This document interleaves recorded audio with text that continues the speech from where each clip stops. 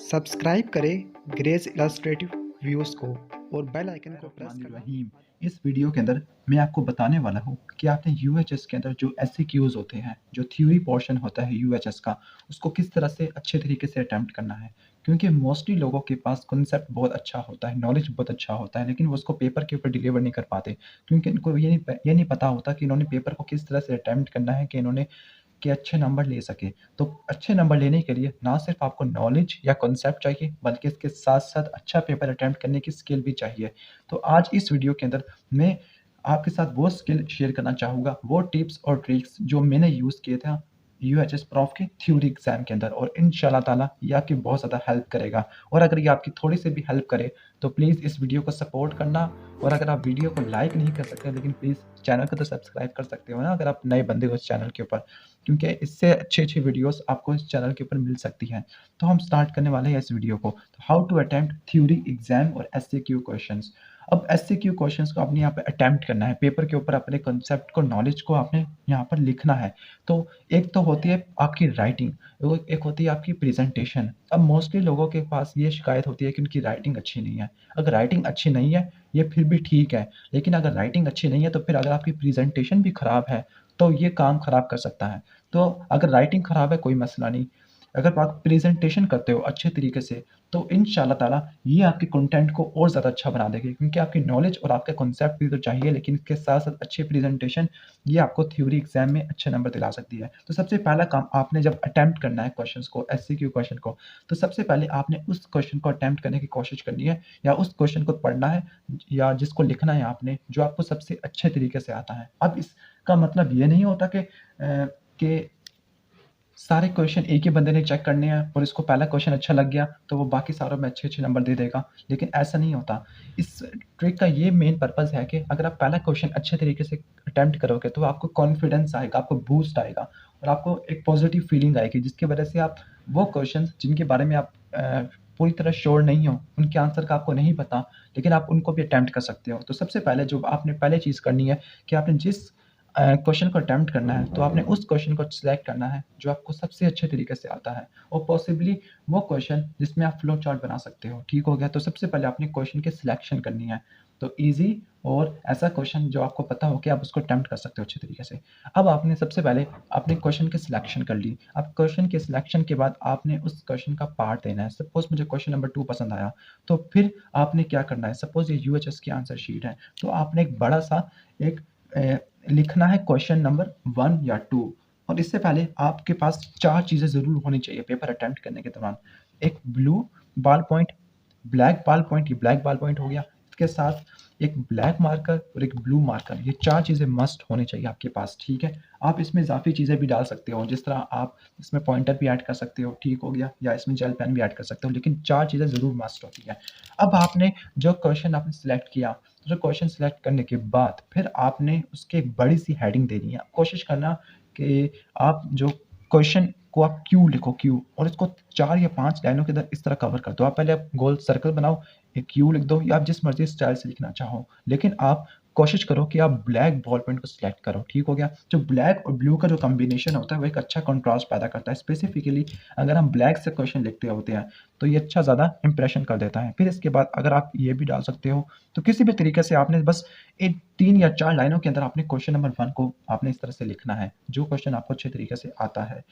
ठीक हो गया? इसका ये मेन पर्पज़ ये है कि जो आपका एक चेकर होगा, जिसने आपके पेपर को चेक करना है, तो उसको नज़र आ जाएगा बड़े से कि आपने क्वेश्चन नंबर 1 को अटेम्प्ट कर रहे हो, तो उसको अच्छे तरीके से नज़र आ जाएगा। फिर इसके बाद आप इसकी सजावट भी कर सकते हो, जिस तरह इसके नीचे आप ये ब्लू से आप 2 लाइन्स भी लगा सकते हो, तो इस तरह से ये ज़्यादा अच्छे तरीके से लगना शुरू हो जाएगा, या फिर आप डिफरेंट तरीकों से, लेकिन आप बस आपने ये शो करना है दूसरे नंबर पर कि आप जिस क्वेश्चन को अटेम्प्ट करना चाह रहे हो, कि वो आपको अच्छे तरीके से नज़र आ जाए एग्ज़ामिनर को, कि वो नज़र आ जाए कि आपने ये क्वेश्चन लिखा है, ठीक है? तो क्वेश्चन नंबर 1, अब क्वेश्चन नंबर 1 के बाद सपोज़ एक क्वेश्चन था कि आपने माइक्रोबायोलॉजी की डेफिनेशन लिखनी है, ठीक है? तो माइक्रोबायोलॉजी की डेफिनेशन या कोई और चीज़ पूछी है, तो जिस क्वेश्चन के बारे में पूछा है, तो आपने उसकी हेडिंग लिखनी है, हेडिंग देनी है। तो क्वेश्चन नंबर 1 के बाद आपने जिस तरह किसी टॉपिक के बारे में पूछा है, माइक्रोबायोलॉजी के बारे में पूछा है, तो फिर आप क्या दोगे, ये ब्लू मार्कर सेलेक्ट करोगे और इसके बाद माइक्रोबायोलॉजी की आप अच्छी-सी हेडिंग दोगे। तो कोशिश करना जो हेडिंग होती है वो 2 लाइन के अंदर कवर हो जाए इस तरह से, कि माइक्रो बायोलॉजी एक हेडिंग या कोई भी जो आपका क्वेश्चन हो उसकी एक रिस्पेक्टिव हेडिंग होनी चाहिए। ठीक हो गया, माइक्रो बायोलॉजी। और इसके नीचे भी आप इसी तरह 2 लाइन्स लगा सकते हो, इस तरह सारा अच्छा लगना शुरू हो जाएगा। ठीक है, माइक्रो बायोलॉजी, और इस तरह आप यहाँ लिख सकते हो।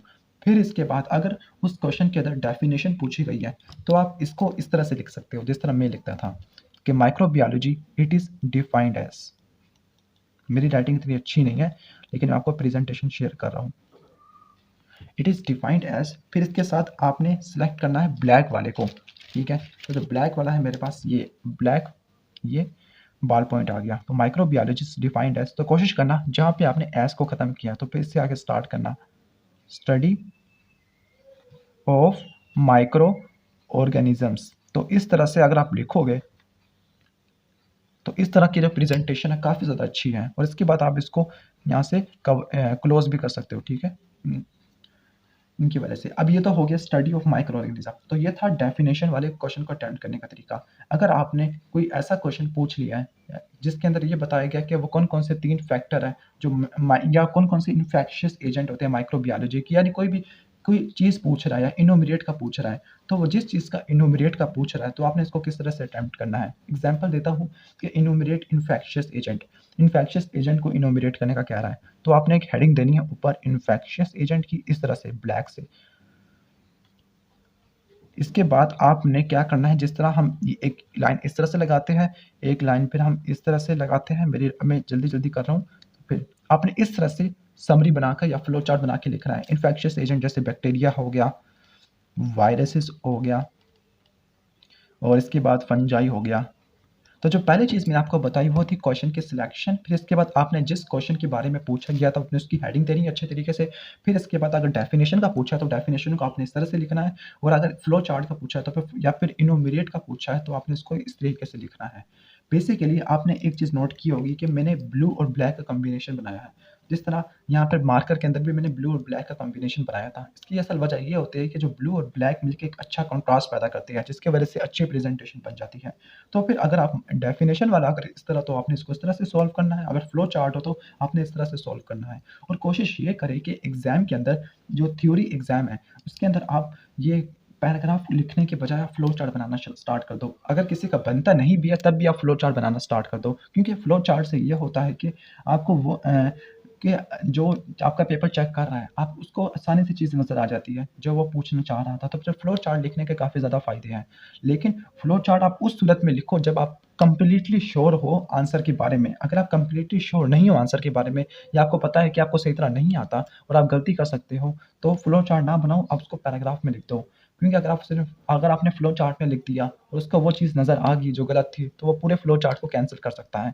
तो वो चीज़ जिसके बारे में आप श्योर नहीं हो, 40% या 50% आप श्योर नहीं हो, तो आप उसको फ्लो चार्ट में लिखने के बजाय छोटे-मोटे पैराग्राफ में लिख दो। मेबी इस तरह से जो आपकी जो कमी पेशी है वो शायद छुप जाए और आपको नंबर मिल जाए, वरना वो फ्लो चार्ट बनाने की सूरत में कर सकते थे।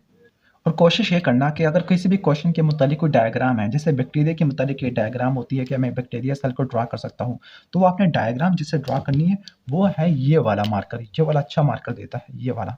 ठीक है, तो आप डायग्राम से इसको डायग्राम भी बना सकते हो किसी भी क्वेश्चन के रिलेटेड। डायग्राम बनाने से ये होगा कि आपको उस क्वेश्चन के पूरे नंबर मिल सकते हैं। ठीक हो गया, वरना 1 या 2 नंबर वैसे कट जाते हैं। तो अगर डायग्राम बना लोगे तो उस क्वेश्चन के पूरे नंबर हासिल करने के चांसेस काफ़ी ज़्यादा हो जाती है। जिस तरह वायरसेस को हम बैक्टीरियोफेज, तो इस तरह से काफ़ी अच्छी प्रेजेंटेशन हो जाती है। ठीक है, और फंजाई को हम इस तरह से सेपरेट हाइफी। तो अगर आप डायग्राम बना लोगे इसके साथ, फ्लो चार्ट के साथ और बेस्ट कॉन्ट्रास्ट के साथ, तो फिर आपका क्वेश्चन काफ़ी अच्छा हो जाएगा। और क्वेश्चन कंप्लीट होने के बाद फिर आपने क्या करना है, आपने 1 या 2 लाइन्स छोड़नी है, फिर इसके बाद आपने एक बड़ी सी लाइन लगानी है। ये लाइन ये शो करती है कि आपका क्वेश्चन खत्म हो चुका है। ठीक है, और जब आपका क्वेश्चन खत्म हो चुका है, ठीक हो गया, तो जो नीचे कुछ स्पेस बची हुई है, किसी भी अगर पेज एंड होने वाला है और कुछ ना कुछ स्पेस बची है, तो आप उस स्पेस को इग्नोर कर सकते हो। और अब नया क्वेश्चन जो आपने स्टार्ट करना होगा वो आपने नए पेज से स्टार्ट करना होगा। इस तरह से ये होगा कि अच्छा कॉन्ट्रास्ट पैदा होता है और बाज़ औक़ात नीचे जो क्वेश्चन लिखा हुआ होता है वो एग्ज़ामिनर को नज़र ही नहीं आता, वो चेक ही नहीं कर पाता। तो फिर आपने ये लाइन जो शो करेगी उसका मतलब क्वेश्चन खत्म हो चुका है। और अगर नीचे से थोड़ी-सी स्पेस रह गई है तो फिर आप उस पेज को कंप्लीटली उसके नीचे वाला एरिया छोड़ सकते हो। उसके बाद नए पेज से नया क्वेश्चन स्टार्ट कर सकते हो। तो ये छोटी-सी वीडियो थी जो इंशाअल्लाह ताला आपको ये समझा देगी कि आपने किस तरह से एससीक्यू एग्ज़ाम को लिखना है। ये मेरी पर्सनल तरीका था जिसके ज़रिए मैं काम करता था। और अगर आपके पास इससे भी अच्छा तरीका हो तो प्लीज़ कमेंट सेक्शन में बता दीजिएगा। और अगर आप इस चैनल पर नए हो तो प्लीज़, प्लीज़, प्लीज़ सब्सक्राइब कर लीजिएगा। मैं हर एक से मैं भीख माँगता हूँ कि सब्सक्राइब कर लो लेकिन कोई नहीं करता। चलो thanks for watching this video. अल्लाह हाफ़िज़।